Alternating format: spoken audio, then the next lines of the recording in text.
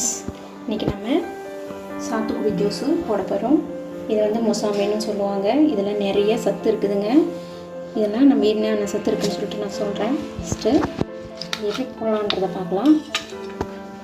நிறைய பேர் வந்து சாத்துக்குடி வந்து இந்த திருவரதை வச்சு போடுவாங்க. அது போட்டால் நிறைய நமக்கு ஜூஸ் வந்து வேஸ்ட் ஆகும்.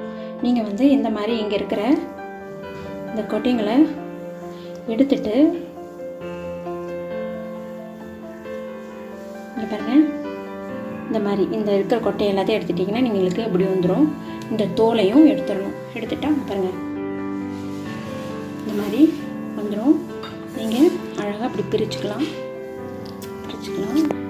பிரிச்சிங்கன்னா உங்களுக்கு நிறைய ஜூஸ் வரும். கசக்கவும் கசக்காது. பாருங்கள், நான் பாருங்கள் எடுத்து வச்சுருக்கேன்.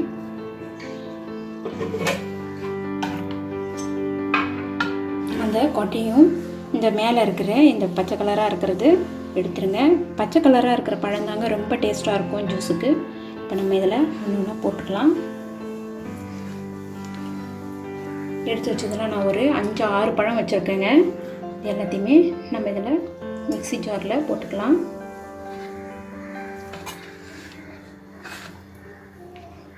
ஆறு பழத்துக்கு வந்து நம்ம வந்து ஒரு 5 ஸ்பூன் சர்க்கரை போட்டுக்கோங்க. போட்டுட்டு ஐஸ் க்யூப்ஸ் பாருங்கள் போட்டுட்டு நம்ம இதை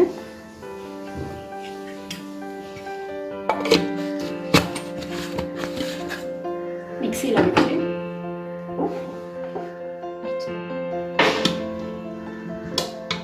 நம்ம அரைச்சாச்சுங்க.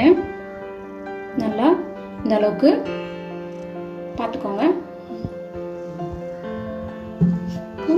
இதை நம்ம வடிகட்டிடலாம்.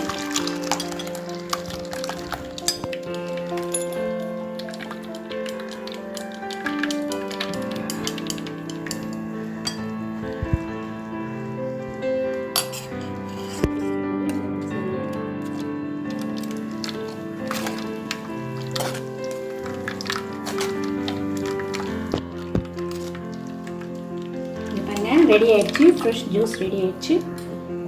இப்போ நம்ம டம்ளருக்கு ட்ரான்ஸ்ஃபர் பண்ணிக்கலாம்.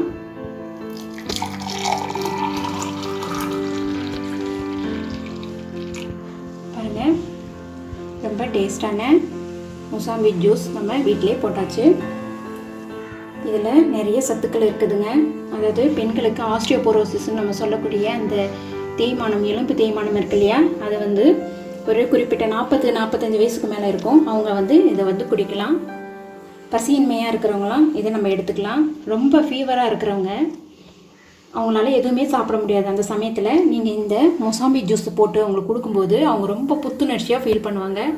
இந்த மாதிரி நிறைய கர்ப்பிணி பெண்கள் சாப்பிட்லாம். இது சளி பிடிச்சிக்கும்னு நினச்சிட்டு நிறைய பேர் சாப்பிடாமல் இருப்பாங்க. ஆனால் சளி பிடிச்சிட்டு இருக்கும்போது இதனுடைய சத்து நமக்கு ரொம்ப தேவைங்க.